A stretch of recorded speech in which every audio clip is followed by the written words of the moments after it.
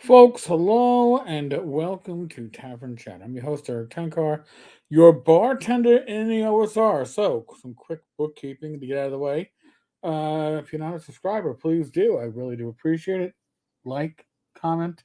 There's an affiliate link on the bottom of the screen. If you shop at it, that's the drive through link. You'll put a few coins in the tavern's coffers. So, there's an article up on Wired. It's from, I don't know, month and a half ago, but I found it very telling. And listen, finally a cozy Studio Ghibli inspired way to play D&D. All right, fair enough. And I do like the idea of games that are aimed at younger players, bringing people into the industry, maybe less uh,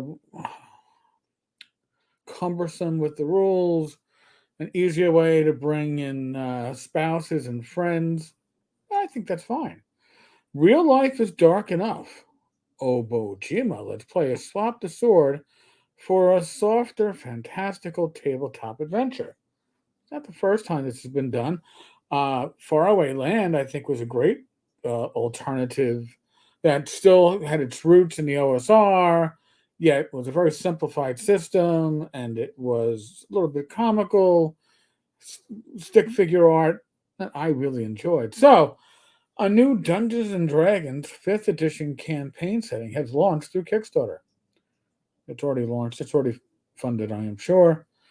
And then aesthetics of The Legend of Zelda and Adventure Time. Okay, pretty cool. Uh, the Wild and Wonderful World of Dungeons and Dragons 5th edition supplements is a deep dive of tabletop nostalgia and memes, often fascinating and provocative. Okay. Beyond the one-to-one recreations of older D&D mechanics and power fantasies, now this is coming from Wired, so it's a little bit outside of our area of what we normally expect. Passionate homebrew creators work at the bleeding edge of tabletop game development, dreaming of the future of how we imagine and engage with living narratives. All right. A wonderful world beyond the tall grass. Now this is where it gets interesting. D&D is becoming softer. Oh, think about that. When they say D&D, they literally mean 5th edition. As in IRL, in real world, essential world, we grow into becoming harder to make sense of and defeat its grimdark analogs that dominated science fiction and fantasy over the 90s fade from favor. It's easy to see that nerd cultures are becoming kinder and more mindful. All right, so I was born in the late 60s. I am a child of the Cold War, right? So we had our uh, air raid and nuclear bomb drills in school, which don't know why we bothered. But we grew up, my generation, with the knowledge of, hey, there's a good chance that you're going to be walking home from school and you'll see a flash, and then that'll be it. So yeah, but then we look at today, and we've had two Gulf Wars. We have the Ukrainian War. We've had multiple localized wars in Africa, Europe, the Middle East. We have what's going on right now in Palestine and Israel.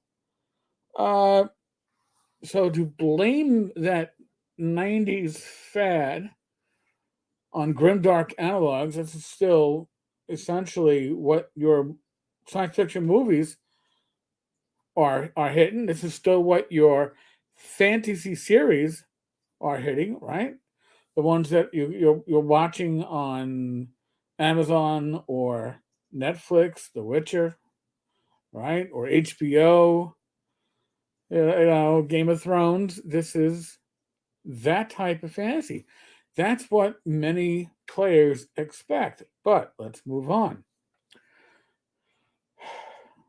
Entire tracts of gruesome, forgotten realms lore has been identified by Wizards of the Coast as incompatible with modern tastes.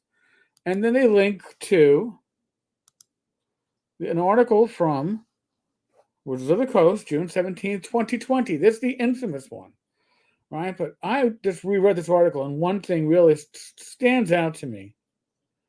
Where is it? They're talking about beautiful diversity, depicting characters of all ethnicities, identities. But the 50-year history of D&D, some of the people in the game, orcs and drow being two of the prime examples. Now, by the way, orcs and drow are, until Driss Duarden, these were races that were generally not available to player characters. And they've been characterized as monstrous and evil. Okay. So, what gets me is when every D&D book is reprinted, we have an opportunity to correct errors that we or the broader D&D community discovered in that book. These aren't errors. It's a change in culture. It's a change in vision, but these aren't errors. It's not like we did the math wrong, right? It's like, oh, this is busted. No, it's saying it can't be overwhelming evil. If there's not overwhelming evil, then what are your characters fighting? But I digress. So let's go back to the original article. The average person faces their own unique set of struggles and obstacles every week. That doesn't change, right? The average person was facing those struggles in the 70s, 80s, 90s, aughts. Aughts was really bad, right? 9/11. Crofton muses, throw in a few soul-crushing news items and something hateful online, and you can imagine how an immersive character fantasy like D&D becomes an outlet for escape from that energy. And again, I'm not saying that this game or this rule set or this setting is not good. It looks very interesting. Actually, I like the artwork and probably be interested in checking it out if it wasn't using a 5e engine. But in any case, today, the found family trope has its foot on the neck of tabletop role-playing podcasts. And I was like, what the hell is the found family trope? So, it's here. The found family or family of choice trope refers to a device in literature and media where a group of characters find themselves united in a family bond based on shared experiences, mutual understanding, and interpersonal connection. All right. And I'm not saying that that is bad. We do have OSR games that refer to the same, right? Beyond the Wall certainly brings it in, but it doesn't. It brings in connections between the player characters, so you're not necessarily all going out there to bring a bunch of murder hobos, but it's still a world of adversarial and danger. If there is no danger, if there are no adversaries, then you really don't have anything for your protagonists to accomplish. I think that you have a problem with your MU game, but maybe they've addressed it in this game. But it's part of the issue with 5e. As written and as run and as sold by Wizards of the Coast. So, but again, this family trope has its foot on the neck of tabletop roleplay podcasts. What are they talking about? They're talking about that Matt Mercer effect. They are talking about the de facto canonization of how tabletop play is supposed to be, which means that players coming into the hobby now who get to see their first view of D&D to be these teleplays, right? This live play that really isn't play. That's what they think D&D is.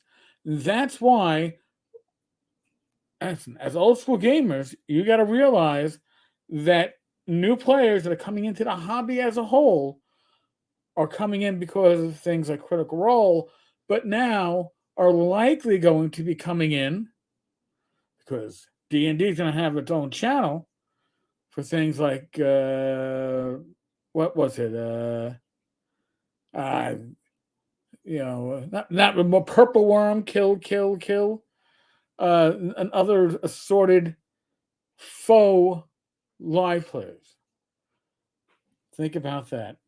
And it's getting harder for developers to find a place for evil alignments. They're not talking about amongst the player characters. They're talking about as adversaries. They're talking about as antagonists for your player characters. It's as if the zeitgeist of millennial and Gen Z thought has manifested nicer stories as a collective psychological self defense to their circumstances. These days, your average serial atrocity campaign, which is a horrible way to call it, in my opinion, but okay, you can see there's a little bit of a bias here about how deep down everyone is deeply awful. That's not what it was. That's not how it played out. That's not how it was meant to be. But maybe the author had that issue. And it's naive to think otherwise, just doesn't read as profoundly as it did in 1992. Well, to be honest, they should have said 1993 if they're going to be up to date with this article and make it easy, even 30 years, but I digress. So just think about it, that there are these defaults being built in to the introductions to 5e, and then 5e or 6e or 5.5 or whatever D&D next becomes, D&D 1, it's going to be a reflection on the media as much as it is going to be a reflection on what WotC puts out. Will that trickle down to the OSR? I've already spoken to creators, publishers of legacy OSR material that has its root going back a decade or so, that their setting material is dated, it is misogynistic, or it is racially insensitive. It's coming into the OSR. Don't think this isn't. You should be aware. Now, should games adjust to the times? Certainly. But is this adjustment? If we're talking about WotC talking about correcting mistakes, these were never mistakes. This wasn't bad math. This is just bad culture at the moment. Dated culture is not a mistake. Dated culture is history. And I think at some point we have to recognize that and reflect upon that. This is going to be one of those episodes where I suspect there's going to be a lot of commentary. Have at it. I don't expect everybody to agree with me. That is fine. But let me know what you think. Comment, subscribe. Other than that, folks, today was my Rachel and I's 12th wedding anniversary. So, except for the fact that I had some severe allergy attack earlier today, it's been a very good day. So, as always, be safe, be well. God bless. Roll those dice, roll them well. I'll be back again tomorrow with another video. Later, folks.